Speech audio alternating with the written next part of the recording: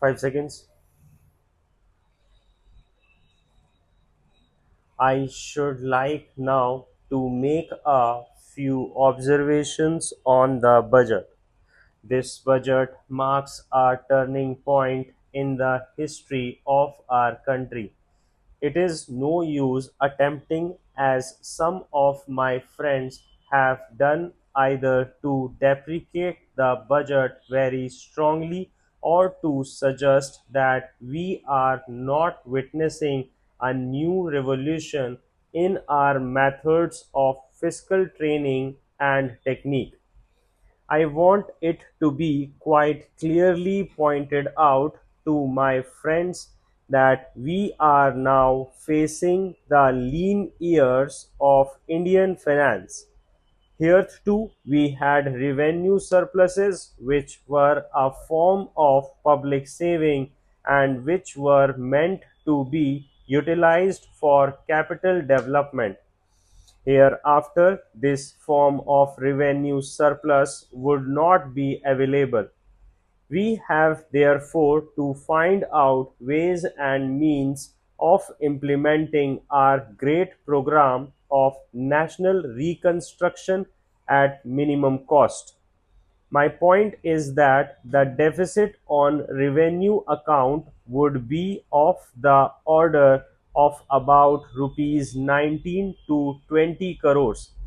Here, let me point out that I do not agree with those of my friends in the finance department who have attempted to suggest that rupees 9 or 18 crores which are obtained from Pakistan should be put to the revenue side of the budget. They are to be put on the capital side. But that does not seriously alter the trend of my argument. What I am suggesting is that we would have to be prepared for a deficit of a much higher order even on the revenue side. That itself should make us realize that there are very many problems which we have to face and that we have to undertake ways and means of increasing the resources of our country so that it might be possible for us to have a greater amount of surplus or greater amount of public saving for the purpose of financing capital development. The finance minister, in the course of his speech, Mr. Deputy Minister, pointed out that the deficits during the past 2 years were of the order of rupees 83 crores. I venture humbly to disagree with him because I feel that when we are talking of deficits, we must take into account the overall deficit incurred by central government, and that would be of the order of rupees 200 crores. During the years of relatively light expenditure, we had a shortfall of about rupees 200 crores. Undoubtedly, now when we are going to have a very great amount of expenditure, we might have a greater amount of deficit, and we would have to find out ways and means of trying to meet our capital expenditure. Some members have pointed out that deficit financing is good, others have pointed out that it is poison. One honorable member who preceded me pointed out that it could be taken like a tonic. Now, I am not willing to enter into the merits of deficit financing or demerits of deficit financing in an academic spirit.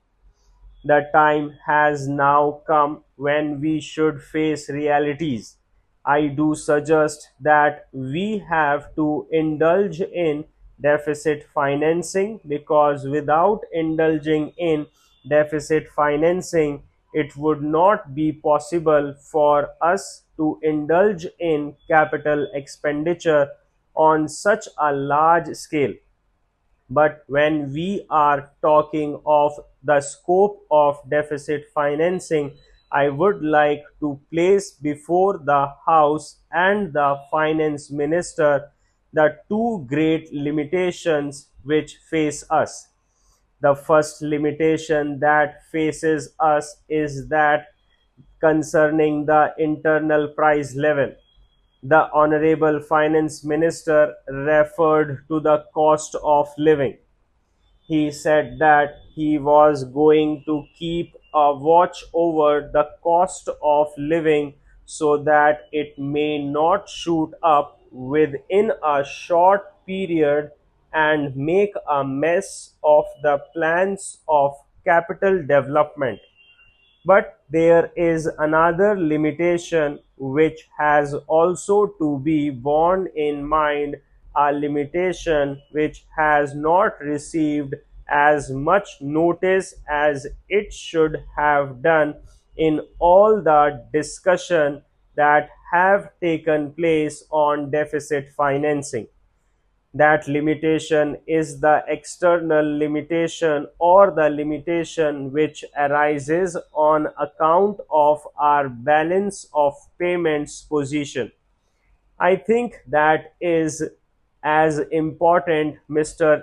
Deputy Speaker, as the internal price level, and I should like to elaborate that particular point a bit more, because I feel that a time will shortly arrive when we might have either to reconsider our policy or might even have to leave the Sterling Club of which we are a member. The second serious limitation is as serious as the first.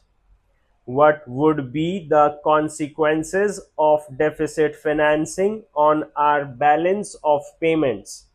The finance minister in his budget speech points out that so far as the balance of payments position is concerned, they have now, whether it is by accident or design, a favorable balance, and they have contributed about rupees 63 crores to the dollar pool during the past 6 months.